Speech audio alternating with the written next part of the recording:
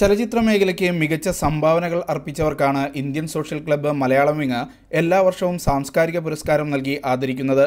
മലയാളത്തിന് വേറിട്ട ചലച്ചിത്രാനുഭവങ്ങൾ സമ്മാനിച്ച സംവിധായകൻ എന്ന നിലയ്ക്കാണ് ശ്യാമപ്രസാദിനെ അവാർഡിനായി തെരഞ്ഞെടുത്തതെന്ന് കൺവീനർ കാളിദാസ് കുറുപ്പ് പറഞ്ഞു.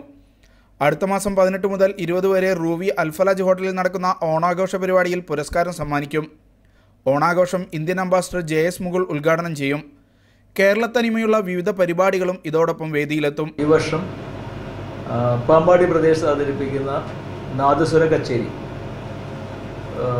ഒരു 3 പേര് ഒമാനിൽ ആദ്യമായിട്ടാണ് ഒരു നാദസ്വര കച്ചേരി നാട്ടിൽ നിന്ന് കലാകാരന്മാർ വന്ന് അവതരിപ്പിക്കുന്നത്.